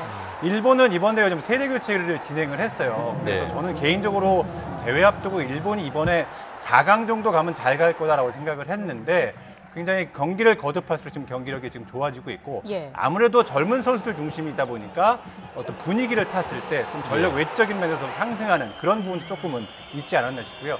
네. 일본은 조별 예선만 해도 사실 별로 그렇게 인상적이지 않았는데 네. 토너먼트에서 지금 3경기에서 무실점을 기록하고 있습니다. 이런 부분에서는 조금 나아진다고 할 수 있고요. 네. 또 한 가지 제가 지난 시간에 한번 말씀을 드렸어요. 축구에서는 의외성이 많기 때문에 운이 예. 이번 대회 굉장히 큰 변수가 될 거라고 했는데 일본은 사실 엄밀히 따지면 실력도 있었습니다만 운이 다른 팀에 비해 굉장히 많이 따랐고 네. 핵심은 이제 이란과의 4강전이었죠. 이란이 이제 첫 골을 좀 그렇습니다. 운 좋게 굉장히 넣었어요. 어이없는 사실 축구에서 굉장히 보기 힘든 이제 실수 지금 이 장면이죠. 네. 심판이 불지도 않았는데 5명이 우르르 달려갔다가 뭐 저렇게 공간을 내주면서 이제 선제골 내주면서 네. 이 이후로 어떤 이란의 멘탈이 급격하게 뭐 이런 표현 좀 그렇습니다. 붕괴됐다라고 저는 표현을 하고 싶은데 그도 그럴 것이 그때까지는 무실점이었잖아요. 이 골 전까지는 이번 대회 무실점이었죠. 예. 그렇기 때문에 축구에서 어떤 멘탈이 무너졌을 때 어떤 효과가 어떤 역효과가 나올 수 있는지를 단적으로 보여주는 면이 있다고 볼 수 있고요. 그렇기 때문에 일본이 4강에서 이란을 3대 0으로 제압한 건 여러 가지 면에서 행운이 따랐고 전반적인 면을 종합했을 때는 카타르가 경기력적인 면에서는 일본을 좀 앞서고 있다라고 좀 정리할 수 있습니다. 일본의 행운, 일본의 상승세,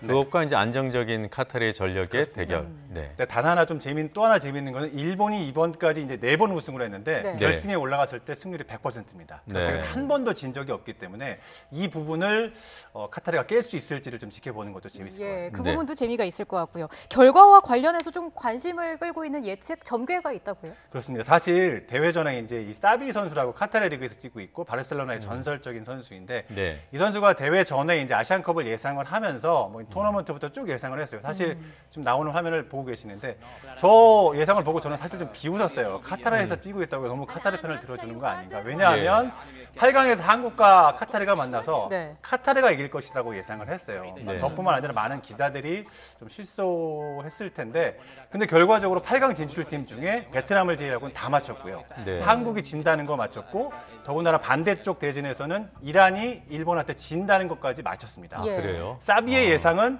일본과 이란이 결승에서 만나서 일본과 카타르가 결승에서 만나서 카타르가 우승을 한다라고 좀 예상을 했기 때문에 이것까지 맞추면 그것 때문에 예상을 그렇게 하셨군요. 그런 것 같습니다. 뭐 이른바 이제 축구 잘하는 사람을 축자랄, 축구 잘 모르는 사람을 축알못이라고 하는데 축자랄인 거를 인증하는 어떤 그런 점괘가 아닌가 좀 예상을 해봅니다. 저는 카타르와 우리 대전에서 카타르 승리를 점친 것보다 일본의 승리를 점친 게 조금 더 놀랍습니다. 그렇습니다. 그 부분이 저도 사실은 그 부분 때문에 대회 조별내고 앞서서부터 일본이 이기기는 이란하고 만난다면 그건 뭐 거의 확률상으로 따질 때는 8대2 정도로 이란이 앞선다고 저도 예상을 했는데 뭐 앞서 말씀드린 행운에 따른 부분도 있습니다만 어쨌든 그 부분을 예상 맞췄다는 거는 굉장히 좀 큰 의미를 부여할 수 있을 것 같습니다. 근데 또 카타르 팀의 의혹이 일고 있는 게 국가대표 자격이 없는 부정 선수를 출전시켰다 이런 얘기가 있더라고요. 그렇습니다. 카타르가 이제 기본적으로 자국민이 그렇게 많지 않아요. 인구의 한 10%에서 20%밖에 안 되고 나머지가 이제 귀화 선수들인데 이러다 보니까 이런 논란이 좀 불거진 건데 이제 의혹을 받고 있는 선수가 알모에즈 알리 선수하고 이제 알라위 선수인데 두 선수 알모에즈 알리 선수는 현재 8골로 득점 선두를 달리고 있는 선수인데 수단 출신 귀화 선수고요. 알라위 선수는 이라크 출신인데 지금 문제가 이 피파 규정을 살펴보면요, 이 이제 A 대표팀 국가대표로 활약을 하기 위해서 4가지 조건 중에 하나를 이제 충족을 해야 돼. 지금 보시는 것처럼 선수 본인이 해당 국가에서 출생을 하거나, 또는 선수의 부모가 해당 국가에서 출생을 하거나, 선수의 조부모가 그러니까 할아버지나 할머니가 해당 국가에서 출생을 하거나, 아니면 해당 국가에서 18세 이후에 최소 5년 이상 거주를 해야 되는데 두 선수 나이를 보시면 22세와 21세이기 때문에 5년은 채울 수가 지금 현재로서는 없겠죠. 그러네요. 이렇게 되면 조부모 또는 부모 중에 카타르에서 태어난 사람이 있어야 되는데 이게 이제 영국 가디언지 기자가 SNS에 올린 글인데 없다 자기가 알기로는 이러면서 논란이 불거졌고 이제 아랍에미리트가 4강에서 진 뒤에 정식으로 아시아 축구연맹에 문제 제기를 했어요. 이런 의혹이 우리와의 8강전을 앞두고 나왔거든요. 그래서 우리 협회에 확인을 해보니까 공식적인 아니지만 비공식적으로 문의를 했더니 어머니가 카타르인이다라는 답변을 들어서 더 이상 문제 제기를 하지 않았다고 하는데요. 공식적으로 지금 다시 이제 AFC에서 조사를 하겠다고 하니까 좀 결과를 지켜봐야 할 것 같고요. 만약에 되면 몰수패 처리가 되고요. 그렇다고 해서 우리의 결과가 다시 번복이 되는 건 아니고요. 경기 결과만 우리가 졌지만 이긴 걸로 몰수패 처리가 그렇군요. 그리고 이번 아시안 게임에 대표팀에 소속됐다가 기성용 선수는 중간에 이탈했습니다만 두 선수가요. 기성용, 구자철 국가대표 은퇴 선언을 그렇습니다. 했어요. 뭐 예상됐던 일이었는데 두 선수 모두가 이제 공교롭게 런던 세대라고 불렸어요. 런던 올림픽 동메달의 이제 주역들인데 두 선수가 뭐 경험 또는 기량면에서 여러 가지 대표팀에 기여하는 바가 크기 때문에 이 두 선수의 은퇴가 앞으로 대표팀의 전력 공백에 좀 우려되는 상황인데요. 두 선수의 대표팀 경력 간단하게 정리를 해봤는데요. 한번 살펴보시죠. 자, 기성용 선수는 클럽 센츄리 클럽에 가입을 했고 A매치 110경기를 뛰었고요. 이제 득점에 이렇게 차이를 보고 있고 말씀드린 것처럼 런던 올림픽 동메달 이룬 런던 올림픽 세대이고요.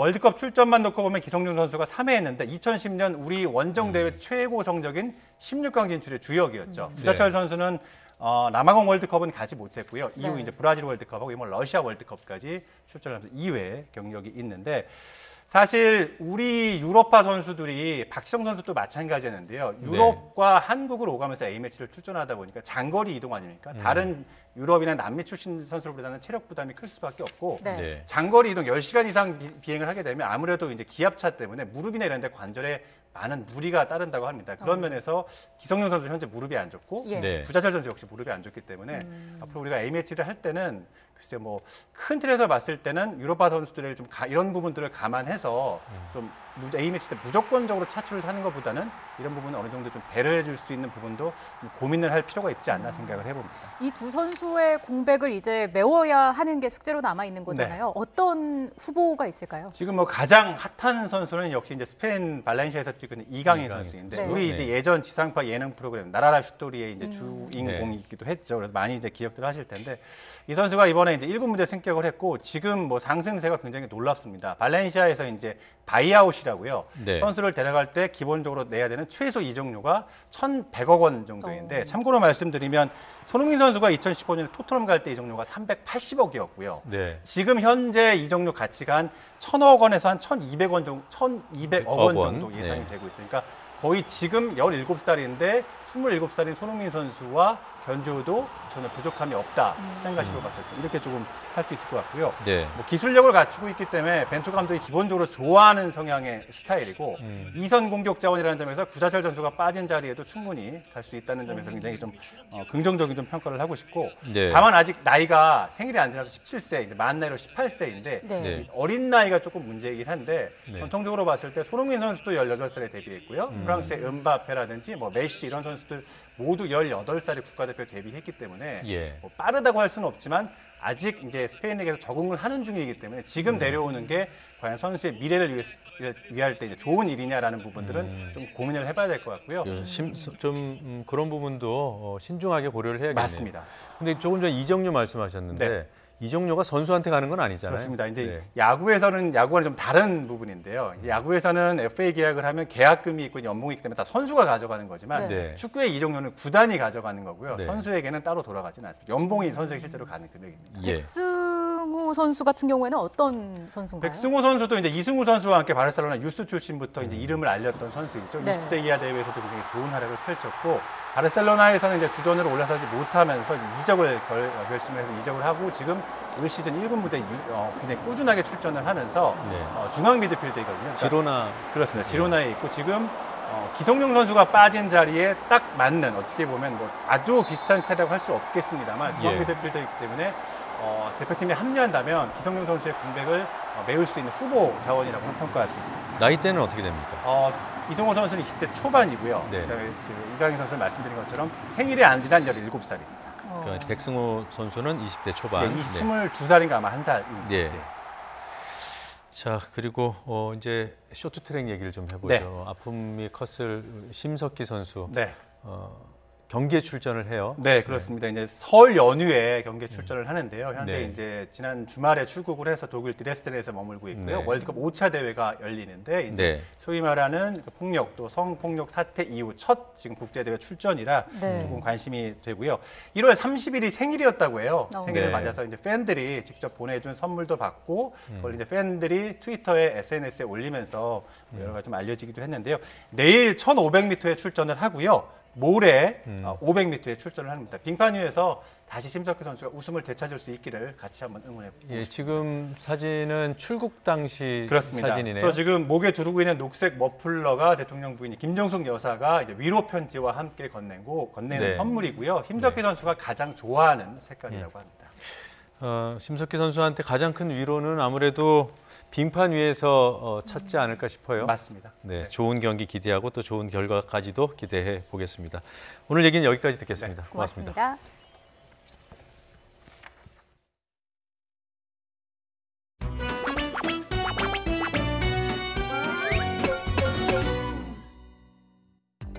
어제는 청와대 앞에서 자유한국당 의원들이 가서 그 시위를 하면서 여러 가지 말씀들을 하셨는데 대단히 유감스럽습니다. 현직 대통령을 수사를 촉구한다라든가 감히 법사위원장이라는 사람이 그런 소리를 한 걸 보고서 저는 아주 통탄을 금할 수가 없었습니다. 김경수 도지사에 관한 재판은 재판이고 왜 청와대 앞에 가서 망동을 한단 말입니까? 엄중하게 경고합니다. 탄핵당한 사람들의 세력들이 감히 촛불혁명으로 당선된 대통령을 대선 불복으로 대한단 말입니까? 그런 자세를 버리고 국회에 임하십시오. 정당 정치는 그렇게 하는 게 아닙니다. 왜 청와대 앞에 가서 그렇게 망동을 한단 말입니까? 정당 정치는 그렇게 하는 게 아닙니다. 민주당이 판결 불복을 통해서 사법부 존립을 흔드는 공격을 대대적으로 시도하고 있습니다.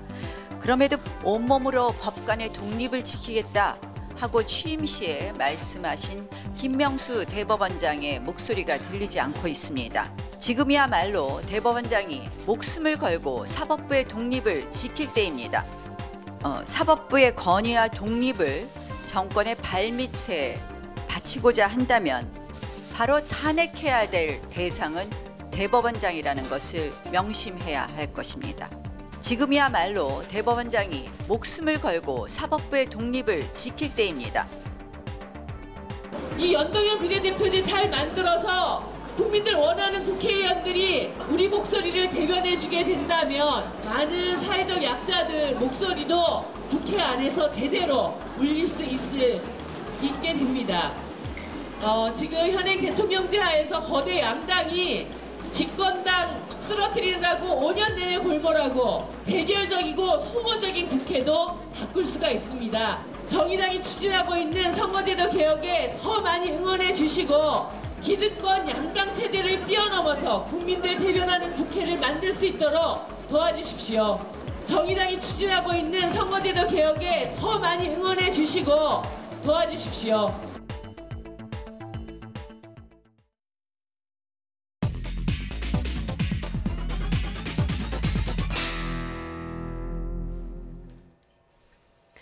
뉴스브리핑입니다. 송하진 전라북도지사는 오늘 14개 시군단체장이 화상으로 참여한 가운데 구제역 방역 대책과 관련한 긴급회의를 열었습니다. 송하진 지사는 설 연휴가 시작되면 왕래가 늘어 방역에 어려움이 많을 것으로 보인다면서 평소보다 곱절로 방역 역량을 집중해달라고 당부했습니다. 송하진 지사는 특히 구제역 차단 방역은 백신 접종이 가장 중요하기 때문에 무엇보다 농가에서 백신 접종이 철저히 이루어지도록 홍보하고 지도해달라고 강조했습니다. 원자력안전위원회가 울산 울주군 신고리 4호기에 대해 최종 가동 허가를 내렸습니다. 원안위는 오늘 오전에 열린 회의에서 신고리 원전 4호기 운영 허가안을 3가지 조건을 제시하며 의결했습니다.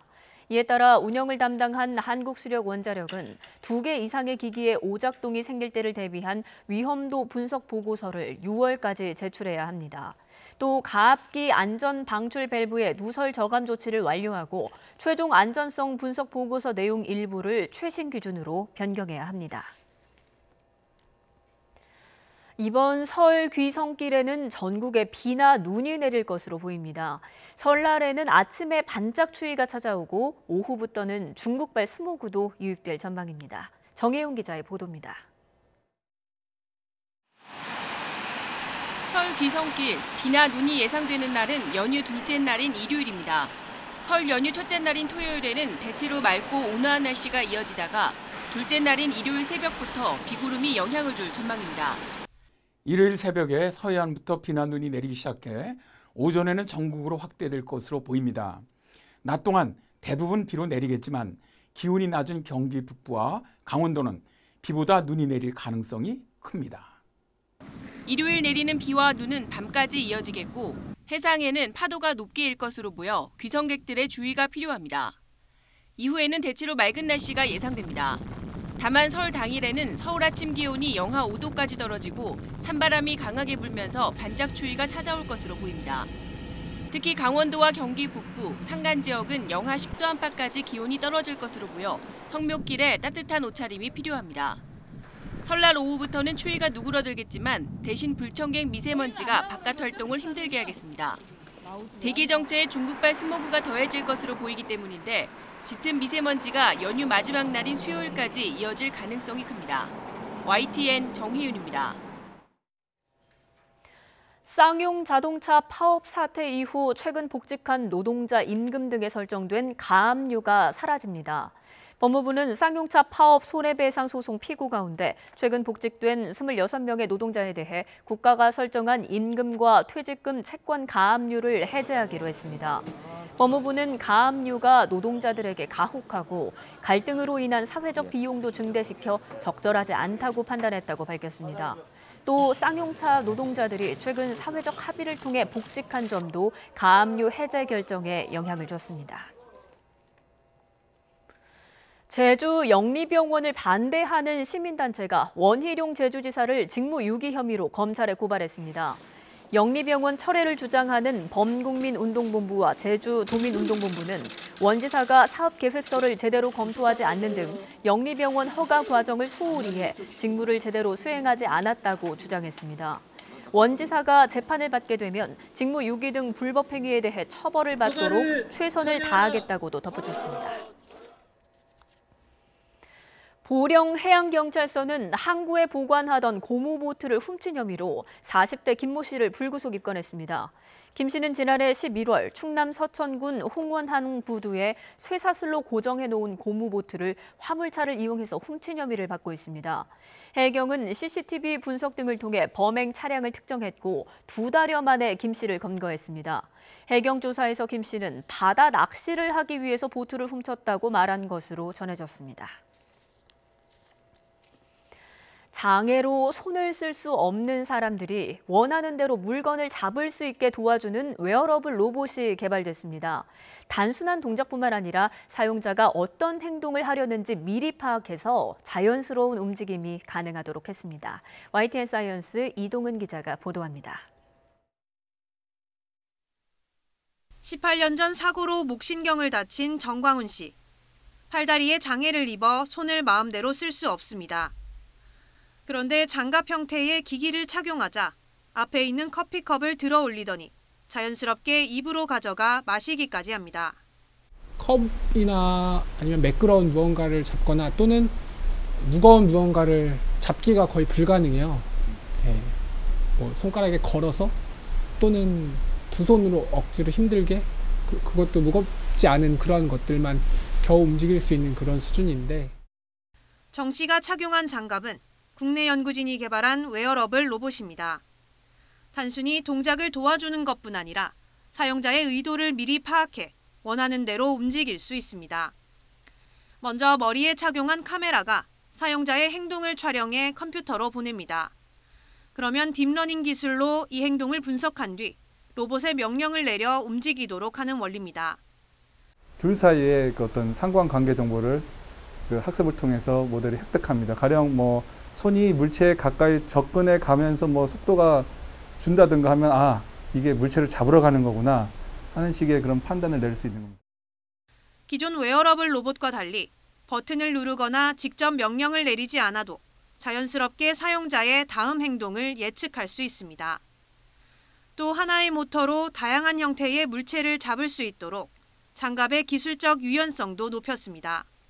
사용자의 의도와 주변 환경의 상황까지 다 고려한 그런 방식으로 장애인을 도와줄 수 있는, 보조할 수 있는 그런 로봇을 제어할 수 있게 되므로 되게 좋은 여러 가지 면에서 확장성이 높은 그런 기술이 될 것 같습니다. 연구팀은 이 기술을 장애가 있는 사람이나 몸이 불편한 노인의 생활을 돕는 데 활용할 계획입니다. 또 게임이나 스포츠는 물론 다양한 로봇을 제어하는 데도 이 기술을 접목할 수 있을 것으로 기대했습니다. YTN 사이언스 이동은입니다.